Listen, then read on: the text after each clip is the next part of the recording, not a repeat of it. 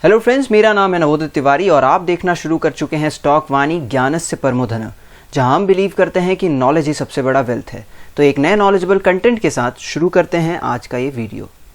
तो आज हम लोग बात करने वाले हैं निफ्टी के बारे में। जैसा कि मैंने पहले वीडियो बनाया था, 10,700 पे निफ्टी खड़ी थी और हमने कुछ आपको टारगेट्स दिए थे 11,000 11,200 के। आप अगर वो वीडियो देखना चाहते हैं तो ऊपर आई आइकन पे क्लिक करके आप वो वीडियो भी देख सकते हैं, जहाँ पे हमने निफ्टी को 10,750 के आसपास से रिकमेंड किया था, करीब 11,000 और 11,200 के लेवल्स के लिए। और फाइनली हमें वो लेवल्स मिल चुके हैं, 11,200 निफ्टी पहुँच चुका है। अब आगे क्या? बहुत सारी न्यूज़ेस चल रही हैं मार्केट में, कई सारे आपको व्हाट्सएप में बड़े बड़े मैसेजेस आ रहे हैं। जैसे कोरोना के टाइम पे आ रहे थे कि निफ्टी 6,000 आ जाएगी, निफ्टी 4,000 आ जाएगी, लेकिन क्या निफ्टी इन दोनों में से किसी भी लेवल को पहुंचती हुई दिखाई दी? इसका आंसर है नहीं, क्योंकि उस समय पे मार्केट में रूमर फैलाया गया, मार्केट क्रैश हुआ और जिनको खरीदना था, जो बड़े लोग थे, उन्होंने बहुत बड़े लेवल पे बाइंग करी और निफ्टी आप देख सकते हैं कि 46 से 48% का रिटर्न दे रहा है पिछले 4 महीनों के ड्यूरेशन में।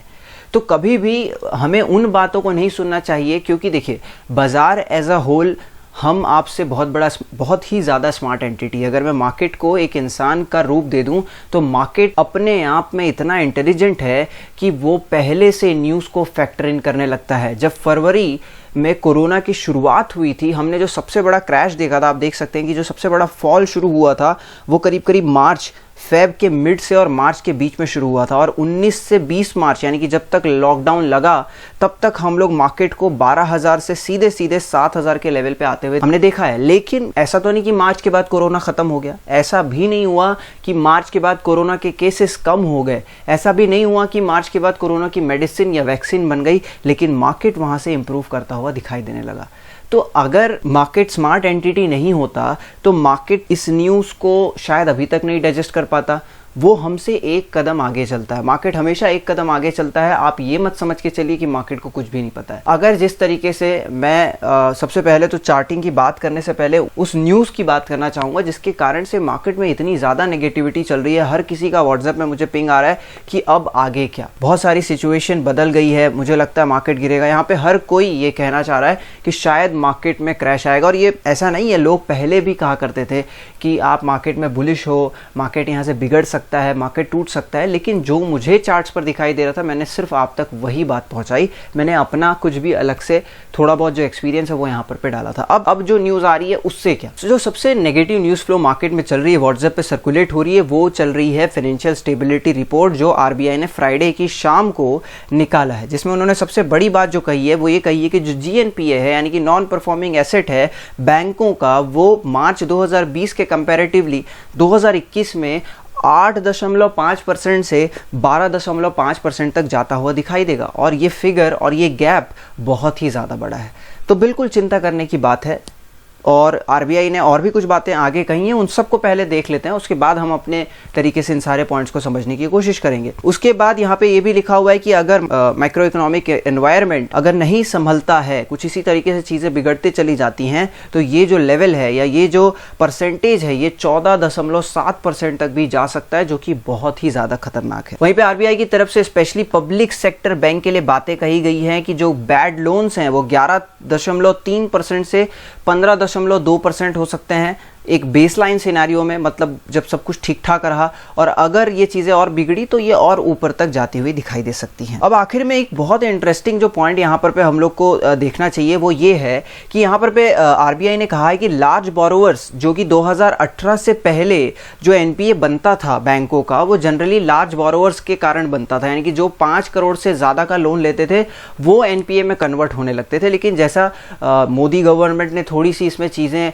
सुधारी और एनपीए कंट्रोल में लाया, अभी भी जो रिजल्ट्स निकल के आ रहे हैं वहां पे आप देख रहे होंगे कि एनपीए सारे बैंकों के कम होते हुए दिखाई दे रहे हैं। तो ये जो बड़े लोन्स होते थे ये एनपीए बहुत होते थे, लेकिन हाल फिलहाल में जो ट्रेंड है वो कुछ बदलता हुआ दिखाई दे रहा है। अभी जो देख सकते हैं लास्ट लाइन में लिखा है स्मॉल बोरोवर वाली जो कैटेगरी है वहां पे लोन का डिफॉल्ट जो है वो बढ़ता हुआ दिखाई दे रहा है। तो ये पूरा का पूरा आरबीआई ने कहा। और आरबीआई ने एक और बात जो कही है वो ये कही है कि जो मार्केट है वो इन ट्यून नहीं दिखता है, वो अलाइन नहीं दिखता है। जो इकोनॉमी हमको यहाँ पर दिखाई दे रही है, हम जो फिगर्स की बात कर रहे हैं उसके हिसाब से मार्केट ट्यून्ड नहीं दिखता है, चीज़ें बहुत अलग हैं, मार्केट कुछ ज़्यादा ही एक्साइटेड है और मार्केट कुछ ज़्यादा ही चढ़ चुका है। तो ये पूरा का पूरा कहानी था आरबीआई की तरफ से। लेकिन इस पे हम क्या समझते हैं ये मैं आप लोगों को बताना चाहूँगा कि मार्केट चीज़ों को पहले से डिस्काउंट करके रखता है। डेफिनेटली इस चीज़ का हो सकता है कल हमको कोई रिएक्शन आता हुआ दिखे या ना भी दिखे, we are not sure about it. लेकिन हम किस पे बात करेंगे, हम चार्ट्स के हिसाब से बात करेंगे। आरबीआई ने जो बातें थी वो कह दी हैं। मार्केट कोरोना पैंडेमिक जो कि अनसर्टेन इवेंट था उस पर आपको कैसा रिएक्शन दिया आपके सामने है वो रिजल्ट कि मार्केट ने बहुत ही जोरदार गिरावट दिखाई जो एक अनसर्टेन था। मतलब आपको पता ही नहीं था कि कोरोना कितनी बड़ी बीमारी है, कोरोना किस तरह से फैलेगी, कोरोना पैंडेमिक है या एपिडेमिक है, ये किसी चीज़ को मार्केट को कोई भी चीज़ें नहीं पता थी। और उसके बाद मार्केट ने कुछ इस तरीके के रिएक्शंस आपको दिए थे और अब कोरोना के केसेस बढ़ रहे हैं तो मार्केट कुछ इस तरीके का रिएक्शन दे रहा है। लेकिन जो आरबीआई ने बातें कही हैं, क्या ये बड़े बड़े फाइनेंशियल एनालिस्ट नहीं जानते कि अगर कोरोना चल रहा है, लोगों की इनकम उतनी पहले जैसी नहीं है, लोगों के पास अब जॉब्स नहीं है, तो ये एनपीएस वाला जो इशू है क्या ये मार्केट को नहीं पता है? मार्केट को बिल्कुल ये सारी चीज़ें पता है। उसके बाद भी अगर मार्केट में इस तरीके का मोमेंट है तो डेफिनेटली कुछ ऐसी चीज़ें हैं जो हमको अभी भी नहीं समझ आई हैं या मार्केट को जो चीज़ें समझ आ चुकी हैं।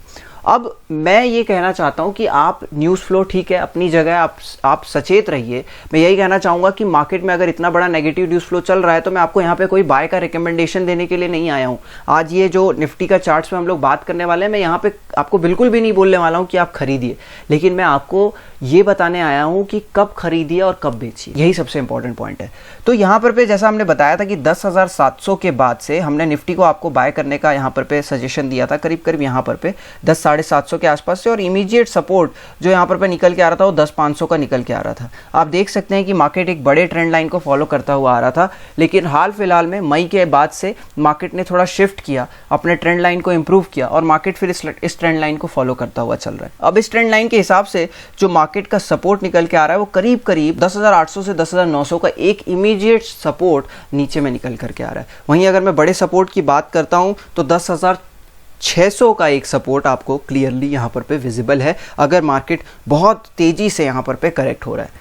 अब आपको यहाँ पे करना क्या है? आपको करना ये है कि जैसा मैंने पिछले वीडियो में बताया था कि मार्केट ये वाला जो पुराना गैप था इसको फिल करने ज़रूर आएगा। मार्केट ने वो गैप फिल कर दिया है और मार्केट गैप फिल करने के बाद जिस दिन उसने गैप फिल किया था वो दिन से आज तक इस पर्टिकुलर हाई के ऊपर मार्केट क्लोज होने में अनसक्सेसफुल रहा है। जिस दिन गैप फिलिंग हुई थी हाई था 11,238, आप देख सकते हैं यहाँ पे, ठीक है, 11,238 का हाई था। अगले दिन का हाई 11,239, बट क्लोजिंग उसके नीचे आई। अगले दिन का हाई 11,225, क्लोजिंग उसके नीचे आई। इसका मतलब क्या? मार्केट अटेम्प्ट कर रहा है बार बार, लेकिन वो सक्सेसफुली उस लेवल को ब्रीच नहीं कर पा रहा है, हाल फिलहाल के 238-240 के लेवल को। यहाँ पे आप देखते हैं कि यहाँ पर भी मार्केट अपने आप को बहुत बार थकाया था। ये लेवल था करीब करीब 11,384 का हाई, अगले दिन 11,433 का हाई, उसके अगले दिन 342, उसके अगले दिन 356, मतलब 350 से 400 एक बहुत बड़ा बैरियर था। और उसके बाद फिर से एक गैप है जिसके बाद मार्केट सीधे 11,600 और उसके बाद सीधे 12,000 जाता हुआ दिखाई देगा।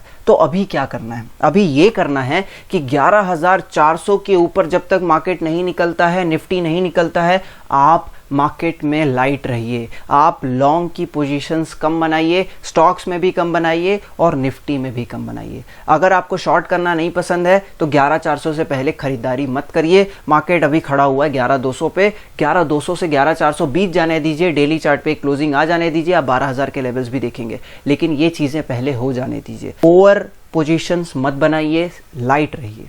जो लोग शॉर्ट करना पसंद करते हैं उनके लिए वो क्या कर सकते हैं, वो 11,400 का यही जो स्टॉप लॉस है क्लोजिंग बेसिस, उसके ऊपर का स्टॉप लॉस रखिए। 11,400 के ऊपर जिस दिन मार्केट बंद हो जाए आप अपने स्टॉक से निकल जाइए, आप अपने निफ्टी के शॉर्ट वाले पोजीशन से निकल जाइए और नीचे में आप एम कर सकते हैं 10,900 और 10,600 अगर बहुत बुरा कुछ होता हुआ दिखाई देता है तो। और अगर ये ट्रेंड लाइन टूटता है आने वाले समय में, 10,600 भी टूटता है, तो डेफिनेटली हम उस दिन भी एक नया वीडियो लेकर के आएंगे और मैं फिर से बात करूंगा शायद 9,000 9,500 के लेवल की।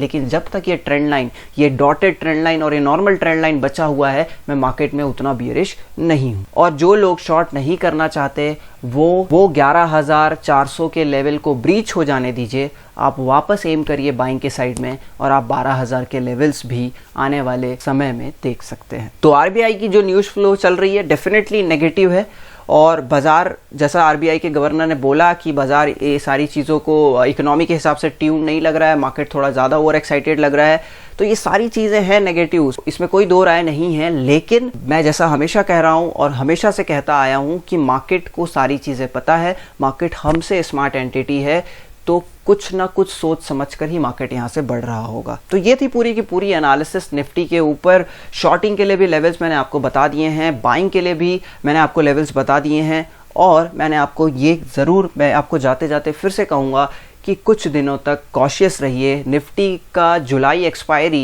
यानी कि लास्ट वीक ऑफ एक्सपायरी शुरू होने वाला है।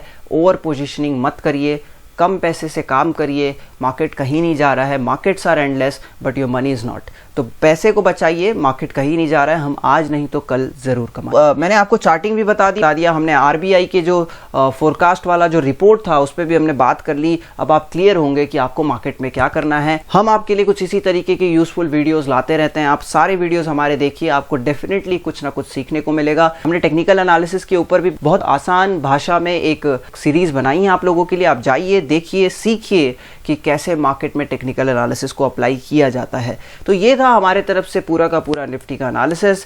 प्लीज़ हमें लाइक, शेयर, सब्सक्राइब करना ना भूलें, ताकि हम आपके लिए कुछ अच्छे कंटेंट इसी तरीके से लाते रहें। Thank you so much guys and have a profitable day.